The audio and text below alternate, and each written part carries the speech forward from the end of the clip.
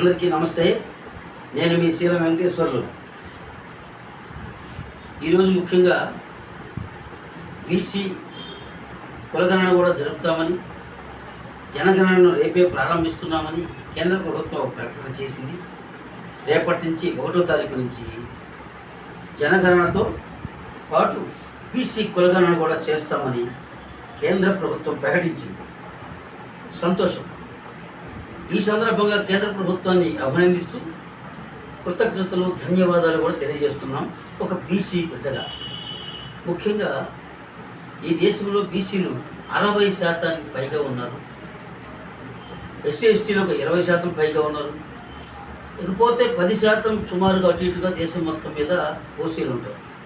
ఓసీలకు మాత్రం ఈడబ్ల్యూఎస్ అనే పేరుతో అగ్ర వర్ణాలలో కులాలలో ఉన్న పేదలకు అని పేరు చెప్పి 10% రిజర్వేషన్లు కల్పించింది కేంద్ర ప్రభుత్వం. గత 2016-17 బహుశా అనుకుంటాను. అది ఇప్పటికీ అమలవుతూనే ఉంది. ఇప్పుడు మరి బీసీలకి రిజర్వేషన్ లేదు కదా. రాజకీయంగా బీసీలకు ఉద్యోగాల్లో, విద్యా ఉద్యోగాల్లో ఏదో ఒక 27% అని చెప్పి ఇచ్చారు. కానీ అందులో మళ్ళీ ముస్లింకు 4% పోగా బీసీలకు అది కూడా పూర్తిగా అమలు కావటం లేదు. దీని దెబ్బతో ఇప్పుడైతే ఈడబ్ల్యూఎస్సీ రిజర్వేషన్లతో బీసీలకు ఇంకా అన్యాయం జరుగుతుంది. వారికి ఆ విద్యా ఉద్యోగాల్లో కూడా న్యాయం జరగటంలా. నెంబర్ 1, అసలు బీసీలకు చట్టసభల్లో విద్యా ఉద్యోగంతో పాటు రాజకీయాల్లో కూడా రిజర్వేషన్లు కావాలని 1950లోనే బాబాసాహెబ్ అంబేద్కర్ గారు చెప్పారు. మొట్టమొదటి పార్లమెంట్లోనే ఆయన గళమెత్తి బీసీలకు రిజర్వేషన్ కల్పించాల్సిన అవసరం ఉంది, ఆర్టికల్ 341 అధికరణను పొందుపరిచాము, దానికోసం ఒక కమిషన్ వేసి బీసీ జనాభా లెక్కలు తేల్చి వారికి రిజర్వేషన్లు కల్పించాల్సిన అవసరం ఉంది. ఈ దేశంలో బీసీలు అత్యధిక శాతం ఉన్నారు. వాళ్ళంతా వెనకబడి ఉన్నారు. వెనకబడిపోవడమే కాదు, అస్పృశ్యతకు లోనై వివక్షకు గురై చాలా దీనా పరిస్థితుల్లో ఉన్నారు. కాబట్టి వారికి రిజర్వేషన్లు కల్పించాల్సిన అవసరం ఉంది అని బాబాసాహెబ్ అంబేద్కర్ గారు ఆనాడే చెప్పాడు. కానీ ఆనాటి పాలకులు నెహ్రూ గారు కావచ్చు, పటేల్ గారు కావచ్చు, అనేక మంది పెద్దలు కాదు ఇప్పుడు అది సాధ్యపడదని పొట్ట దాఖలు చేశారు. ఆ తర్వాత కాకా కలెక్టర్ గారు కమిషన్ అని కేంద్ర ప్రభుత్వం కూడా వేసింది. అప్పట్లో నెహ్రూ గారు వేశారు. దాని ప్రకారం ఆయనకు రిపోర్ట్ ఇస్తే అది కూడా పొట్ట దాఖలు చేశారు. బీసీలకు మాత్రం ఈ దేశంలో 79 సంవత్సరాల స్వతంత్ర భారతదేశంలో ఎంతవరకు బీసీలకు న్యాయం జరగలేదు. చట్టసభల్లో అవకాశాలు రాలేదు. అయితే ఇకనైనా ఈ కేంద్ర ప్రభుత్వం, నరేంద్ర మోడీ గారు, కూటమి ప్రభుత్వం వచ్చిన తర్వాత దాదాపుగా ఎన్డీఏ గవర్నమెంట్ వచ్చి 12 సంవత్సరాలు అవుతుంది. అయితే ఇప్పటికైనా కేంద్ర ప్రభుత్వం ఈ నిర్ణయం తీసుకున్నందుకు బీసీలకు న్యాయం జరుగుతుందని ఆశిస్తున్నాం. అదే కాకుండా పార్లమెంట్ సీట్లు, అసెంబ్లీ సీట్లు కూడా పెంచుతామని, మున్సిపాలిటీలో కూడా వార్డులను కూడా పెంచుతామని ఒక ప్రకటన కూడా చేసి ఇటీవలే వచ్చింది. అందుకు కూడా ఈ మధ్య దానికి కూడా కేంద్ర ప్రభుత్వానికి, రాష్ట్ర ప్రభుత్వానికి ధన్యవాదాలు తెలిపాం. ఎందుకంటే మేము బీసీలు ఆశావాదులం. ముఖ్యంగా కేంద్ర ప్రభుత్వం చేస్తున్న ఈ యొక్క కులగణన, జనగణనలతో కులగణనను సమర్థవంతంగా చేయాలని కోరుకుంటూ మా బీసీ సమాజానికి కూడా మేము ఒక పిలుపునిస్తున్నాం. బీసీ నవచైతన్య వేదిక తరపున మిత్రులారా, ప్రజలారా, అందరూ బీసీ కులగణన జరిగేటప్పుడు ప్రత్యేకంగా మీ కులాన్ని చాలా స్పష్టంగా చెప్పండి. ఏ కులం అయితే ఆ కులం చెప్పండి. ఎందుకంటే ఇది ఎన్నో దశాబ్దాలుగా మన లెక్కలు లేక బీసీలకు అన్యాయం జరుగుతూ వచ్చింది. ఇకనైనా మనం ఖచ్చితంగా ఆ రోజు మీరు ఎక్కడికి వెళ్ళకుండా అయినా సరే, ఇంటి దగ్గర ఉండి ఒక రోజు పని పోయినా సరే, మీరు ఏ రోజు మనకు వస్తారో ముందుగా ఇంటిమేషన్ ఇస్తారు. మీరు ఇళ్ళ దగ్గర ఉండి ఖచ్చితంగా మీ ఇంట్లో ఎంతమంది ఉన్నారో, మీ కులం ఏమిటో స్పష్టంగా చెప్పి నమోదు చేయించుకోవాలని కేంద్ర ప్రభుత్వం కూడా ఈ కులానికి సంబంధించిన, బీసీలకు సంబంధించిన కాలమ్స్, ఎస్సీ ఎస్టీలకు ఎలాగైతే కాలమ్స్ గతంలో ఉన్నాయో ఇప్పుడు బీసీలు కూడా అలాంటి కాలమ్స్ కూడా పెట్టి సమగ్రంగా, సమర్థవంతంగా, సమగ్రమైన ఒక ఈ కులగణన జరగాలని కోరుకుంటూ, అలాగే బీసీ జనాభా ప్రాతిపదికన రిజర్వేషన్లు తక్షణమే కల్పించాలి. దశాబ్దాలుగా బీసీలకు అన్యాయం జరుగుతుంది, మేము న్యాయం చేస్తామని కేంద్ర ప్రభుత్వం, నరేంద్ర మోడీ గారు అనేక పర్యాయాలు ప్రజలకు స్పష్టం చేశారు. బీసీలను ముఖ్యమంత్రులు చేస్తూ ఉన్నారు. అలాగే ఈ రాష్ట్ర ముఖ్యమంత్రి చంద్రబాబు నాయుడు గారు కూడా బీసీలకు న్యాయం చేస్తాం, బీసీల కంటే మాకు మా పార్టీకి వెన్నుముక అన్నారు. అలాగే బీసీలు మిమ్మల్ని ఎప్పుడూ వెన్నంటి కాపు కాస్తూనే ఉన్నారు. కానీ బీసీలకు మాత్రం మీరు గతంలో చేస్తామని మాట ఇచ్చారే కానీ చేయలేదు. కాబట్టి ఇకనైనా ఈ దఫానే చేస్తారని ఆశిస్తూ రాష్ట్ర ప్రభుత్వాన్ని మీరు బీసీలకు అనుకూలమైన నిర్ణయాలు తీసుకొని బీసీలకు రిజర్వేషన్లు కల్పిస్తే, అలాగే బీసీ రక్షణ చట్టం కూడా తెస్తామని హామీ ఇచ్చారు, దాన్ని అమలు చేస్తున్నామని చెప్పారు. ఖచ్చితంగా రేపో మాపో అది వస్తుంది. అసెంబ్లీలో కూడా పెడతామన్నారు, కేంద్ర ప్రభుత్వాన్ని కూడా పంపిస్తా ఉన్నారు బీసీ రక్షణ చట్టాన్ని. అది కూడా చేసి బీసీ రక్షణ చట్టం ఒకటి, బీసీలకు రిజర్వేషన్లు, ఇవి రెండూ కల్పిస్తే ఖచ్చితంగా బీసీలు మళ్ళీ మిమ్మల్నే ఎన్నుకుంటారు. మీరే మళ్ళీ అధికారంలోకి రావచ్చు, తప్పులేదు. అలాగే ఈ రాష్ట్రంలో ముఖ్యంగా ప్రతిపక్ష నాయకుడిగా ఒక 5 ఏళ్ళు పరిపాలించిన జగన్మోహన్ రెడ్డి గారు 40% ఓట్లు ఉన్నాయి మీకు. నెక్స్ట్ మళ్ళీ మీరు అధికారంలోకి రావాలని కోరుకుంటున్నారు. మీరు కూడా ఈ బీసీల మీద మీ అభిప్రాయం ఏంటి?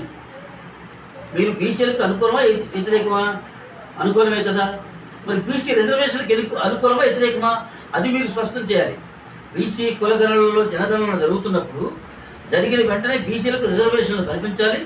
జనాభా దామాషా ప్రకారం బీసీలకు రిజర్వేషన్లు కల్పించడానికి మేము సిద్ధము అని మీరు డిమాండ్ చేయాలి.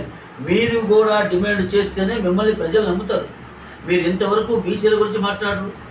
ఈ రాష్ట్రంలో మీరు 5 ఏళ్ళు పరిపాలించారు, బీసీలకు అనేక పథకాలు అమలు చేశారు, మేము అప్రిషియేట్ చేశాం. మేము కూడా మీకు పాలాభిషేకాలు చేశాం బీసీ బిడ్డలుగా. పర్టికులర్గా నేను కూడా మిమ్మల్ని అభినందించాను, ఎన్నోసార్లు పాలాభిషేకాలు చేశాం.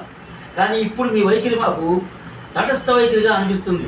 బీసీల కోసం మీరు ఎందుకు పోరాడరు? బీసీల కోసం అనేక సంఘాలు బీసీల కోసం మేము రిజర్వేషన్లు కావాలని, బీసీ రక్షణ చట్టం కావాలని మేము పోరాడుతున్నాం. మీ పార్టీ ఎక్కడా స్పందించదు. మీరు కూడా కనీసం ఒక స్టేట్మెంట్ కూడా ఇవ్వలేదు. దయచేసి జగన్మోహన్ రెడ్డి గారు, రాజకీయాల్లో మీరు కొనసాగాలంటే, మళ్ళీ మీరు అధికారంలోకి రావాలంటే బీసీల జెండా ఎత్తుకుంటేనే మీకు మళ్ళీ అధికారం వస్తుంది. నేను చాలా స్పష్టంగా క్లారిటీతో నా అనుభవం మీద చెప్తున్నా. బీసీలను నిర్లక్ష్యం చేసిన ఏ రాజకీయ పార్టీ మనుగడ సాగించలేదు. ఇప్పుడు బీసీలు చైతన్యవంతులయ్యారు. మరీ ముఖ్యంగా బీసీలకు కావాల్సింది రిజర్వేషన్లతో పాటు ఈ రాష్ట్ర అభివృద్ధిలో కూడా పోటీ పడాలి మీ ఇద్దరు అధికార ప్రతిపక్షాలు. మనకు ముఖ్యమైన విషయం ఈ రాష్ట్రానికి సంబంధించింది 2 ఏపీ అంటే, ఏ అంటే అమరావతిని, పి అంటే పోలవరం అని రాష్ట్రం విభజించిన దగ్గర నుంచి అనుకుంటున్నాం కదా. అమరావతి విషయంలో ఈ రాష్ట్ర ప్రభుత్వం వచ్చే గతంలో జగన్మోహన్ రెడ్డి గారు పొరపాటు జరిగింది. ఇప్పుడు వారు కూడా ఇటీవల సజ్జల రామకృష్ణారెడ్డి గారు కూడా ప్రెస్ మీట్ పెట్టి మరి మేము అమరావతికి అనుకూలం చెప్పారు. మీ మాటలు చెప్పడం కాదు, చేతల్లో కనపడాలి. అమరావతిలో ఏమైనా తప్పు జరిగితే నిలదీయాలి. అమరావతి పర్యటన కూడా చేయండి మీరు వైసీపీ వాళ్ళు. ముఖ్యంగా జగన్మోహన్ రెడ్డి గారు కూడా అమరావతిని సందర్శించాలి. అన్ని చోట్ల తిరిగి అభివృద్ధి ఎలా జరుగుతుంది, పనులు ఆగిపోయినా చేయాలి మీరని వెనకాల ముళ్ళు కథ పట్టుకొని పొడిచినట్టుగా ఈ ప్రభుత్వాన్ని చొరకలేయాలి. అలాగే రాజధాని అమరావతి విషయంలో ఈ రాష్ట్ర ప్రభుత్వం నడుస్తున్న తీరు శుభసూచకమే. పెట్టుబడులు వస్తున్నాయి. కేంద్ర ప్రభుత్వం కూడా ప్రకటించింది 30,000 కోట్లకు పనులు ప్రారంభించాము, ఇంకొక 30,000 కోట్లు కూడా కావాలంటున్నారు. సంతోషం. కానీ అమరావతికి ఇచ్చిన కాంట్రాక్టర్ల విషయంలోనే జనాలకు చాలా అనుమానాలు ఉన్నాయి. మెగా కృష్ణారెడ్డి అనే అతనికి ఇచ్చిన కాంట్రాక్టులు సరిగా పనులు జరగటం లేదని కూడా మీ మీద ప్రభుత్వం మీద విమర్శలు వస్తున్నాయి. దీనిలో ఇంకొక ట్విస్ట్ కూడా ఉంది. దీన్ని ఆపుతున్నది కూడా వెనకాల వైసీపీ ప్రతిపక్ష పార్టీ జగన్మోహన్ రెడ్డి గారు ఉండి దీన్ని ఆపుతున్నాడు. అమరావతిని కాకుండా చేయాలని కుట్రలు పడుతున్నారని ప్రచారాలు జరుగుతున్నాయి. ఈ ప్రచారానికి కట్టిపెట్టి ప్రభుత్వం చిత్తశుద్ధితో అమరావతిని పూర్తి చేయాలి. అదేవిధంగా ప్రభుత్వం చిత్తశుద్ధితోనే 2024 కల్లా పోలవరం పూర్తి చేస్తా ఉన్నారు. 2027 కాదు, 2028 కానీ ఎన్నికలకు పోయే నాటికి పోలవరం పూర్తి చేసి ప్రజలకు అంకితం ఇస్తే అప్పుడు మిమ్మల్ని ప్రజలు నమ్ముతారు. కానీ మధ్యలో ఈ మాటలు ఎన్ని చెప్పినా ప్రజలు నమ్మరు. మరీ ముఖ్యంగా బీసీలకు కనుక ఈసారి రిజర్వేషన్లు కల్పించకపోతే అధికార ప్రతిపక్షాలు రెండింటినీ పక్కన పెడతారు ప్రజలు. 3వ ప్రత్యామ్నాయం ఆ టయానికి ఎవరో ఒకరు ముందుకు వస్తారు, ప్రజలే ఎన్నుకుంటారు. గతంలో మాకు ఎదురేయలేదనుకున్నప్పుడు, చంద్రబాబు ఎదురేయలేదనుకున్నప్పుడు కాంగ్రెస్ పార్టీ రాజశేఖర రెడ్డి గారు వచ్చారు. ఆ తర్వాత మళ్ళీ జగన్మోహన్ రెడ్డి గారు వచ్చి నాకు ఎదురేయలేదని ఇటీవల 24లో ఎదురేయలేదు, నాకు ఇంకా మళ్ళీ నేనే 30 ఏళ్ళు ఉంటాను, నాకు ఎదురు లేదు, నాకు ఏ పార్టీ లేదు అసలు చంద్రబాబు నాయుడు చచ్చిపోయిన పామది అన్నావు, ఏమైంది? మళ్ళీ 164 సీట్లతో వచ్చారు. ఇప్పుడు కూడా మళ్ళీ మాకు ఎదురు లేదని మీరు అనుకుంటే చంద్రబాబు నాయుడిని, జగన్మోహన్ రెడ్డిని మొత్తాన్ని పక్కన పెట్టి ప్రజలు మళ్ళీ 3వ ప్రత్యామ్నాయం ఎన్నుకుంటారు. ఆ తెలివితేటలు, ఆ క్లారిటీ ప్రజలకు ఉంది. మీరు ప్రజలకు న్యాయం చేస్తే మళ్ళీ మిమ్మల్ని గెలిపిస్తారు. మేము పార్టీలకి అతీతంగా, రాజకీయాలకు అతీతంగా మాకు ఏ పార్టీ అనుకూలం కాదు, ఏ పార్టీ వ్యతిరేకం కాదు. మంచి చేస్తే మంచి అంటాం, చెడు చేస్తే చెడు అంటాం. మేము హంస లాంటి వాళ్ళం. కడివేడు నీళ్ళలో ఒక్క చుక్క విషం పడినా ఇది విషమో ఏదో తేల్చగలం. కడివేడు నీళ్ళలో ఒక్క చుక్క పాలు పోసి దాన్ని బయటికి తీయమన్న హంస ఆ పాలను మాత్రమే బయటికి తీస్తుంది. అలాగే బీసీలం అంటే ఆషామాషిగా తక్కువ అంచనా వేయద్దు. మీరు చేసే ప్రతి చర్య బీసీలు తీసుకుంటారు. బీసీలు మాత్రం ఈసారి చాలా స్పష్టతతో ఉన్నారు. ప్రజలను మేము చైతన్యవంతం చేస్తున్నాం. గ్రామాల, జిల్లాలు, మండలాలు, ప్రతి గ్రామాలు కూడా తిరుగుతున్నాం. బీసీలకు ఈ రాష్ట్రంలో 52% ఉన్నారని గత ప్రభుత్వ లెక్కలు తెలిస్తే ఈ ప్రభుత్వం రేపు లెక్కలు తేల్చబోతుంది. ఎట్టి పరిస్థితుల్లో 50% పైగా మేము ఉన్నాం కాబట్టి మేమెంతో మాకంత ఈ శాతాలతో పని లేదు. బీసీలు ఎంతమంది ఉంటే అంతమందికి అన్ని శాతం. మీరు ఎంత ఉన్నారో అగ్ర కులాలు అయితే రెడ్లు ఉంటే ఎంతమంది ఉంటే అన్ని శాతం తీసుకోండి. కమ్మవారు ఎంతమంది ఉంటే అంత శాతం తీసుకోండి. ఎస్సీ ఎస్టీలకు ఎంత శాతం ఉంటే వాళ్ళు కూడా పెరిగారు. 20%, 15%, 6% అంటున్నారు. గతంలో ఉంది కానీ ఇంకా పెరిగారు. ఇప్పుడు వాళ్ళది కూడా పెరుగుతుంది. రేపు లెక్కలు తెలుస్తుంది. కాబట్టి ఏ కులానికి ఎంత ఉందో లెక్కలు తెలిసి మా ఎజెండా ఒకే ఒకటి. ఈ రాష్ట్రంలో కానీ ఈ దేశంలో కానీ ఉన్న ప్రతి కులం చట్టసభలో అడుగు పెట్టాలి. అప్పుడే ఈ కులాలకు న్యాయం జరుగుతుంది.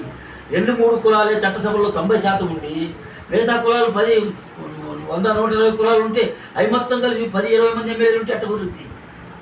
ఈ రాష్ట్రంలో ముస్లింలు 7% ఉంటే వాళ్ళు 2-3 ఒకళ్ళు ఎదుర్కొంటారు.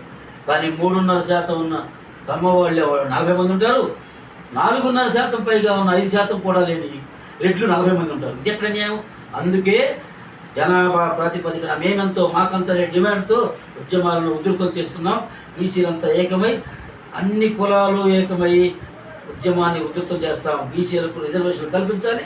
చట్టసభల్లో మేమంతో మాకంత అవకాశాలు ఇవ్వాలని మరీ కోరుకుంటూ ఈ యొక్క అవకాశం ఇచ్చిన మీడియా మిత్రులకు అందరికీ నమస్కారాలతో ప్రజలందరికీ ధన్యవాదాలు.